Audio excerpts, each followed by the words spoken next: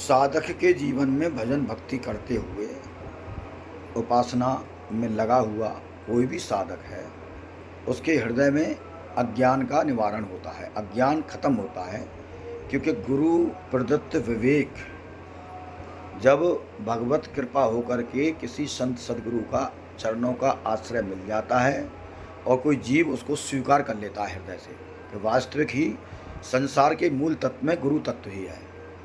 जहाँ गुरु का हृदय में अभाव होता है, गुरु शरणागति नहीं होती, वहाँ उच्च कोटि के विशिष्ट देवताओं के लिए भी कहा है, जो वैष्णवों में परम वैष्णव आदि शक्ति भगवान शंकर जी और ब्रह्मा जी तक जैसे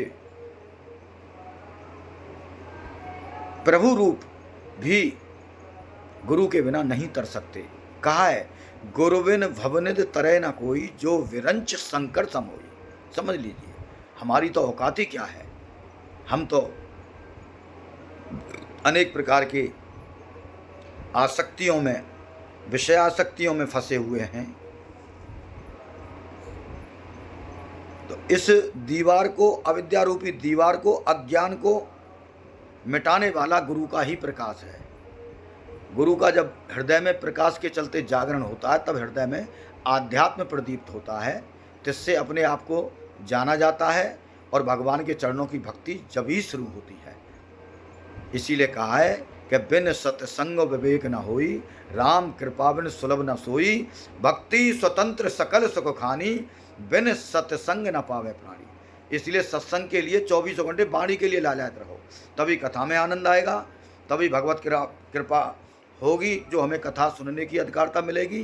जो कथा सुनना कोई वैसी बात नहीं, अच्छी बात है, सुंदर बात है, लेकिन कथा सुनने से 10 गुना समय लगेगा कल्याण होने में, और सत्संग संत वाणी गुरु वाणी सुनने के बाद वही 10 गुना समय कम लगेगा।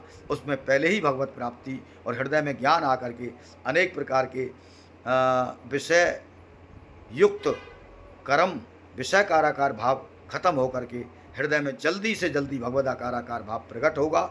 इसीलिए सत्संग की महिमा को, प्रवचन को, गुरु के द्वारा वाणी निकले हुए शब्दों को सबसे ऊपर बताया है कि इससे ऊपर भगवत से जोड़ने वाला, धर्म से जोड़ने वाला, ज्ञान भक्ति से जोड़ने वाला कोई दूसरा साधन नहीं है।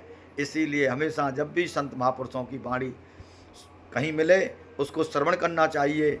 और आजकल तो ब्रज में तो हमारे बरसाना में, रमण रेती में और वृंदावन में हमारे परम पूजनीय, परम वंदनीय, परम आदरणीय, परम सम्मानीय नारायण स्वरूप प्रेमानंद महाराज जी और हमारे परम भागवत, हमारे रमण रीति वाले हमारे पूज्य सदगुरुदेव भगवान विनोद बाबा जी, विनोद बाबा, परम पूज्य विनोद बाबा, परम पूज्य रमेश बाबा आदि आदि अनेक अनेक ब्रज के पावन तीर्थों पर, परम पावन तीर्थों पर महापुरुष अपनी वाणी से वचन सुनाते हैं।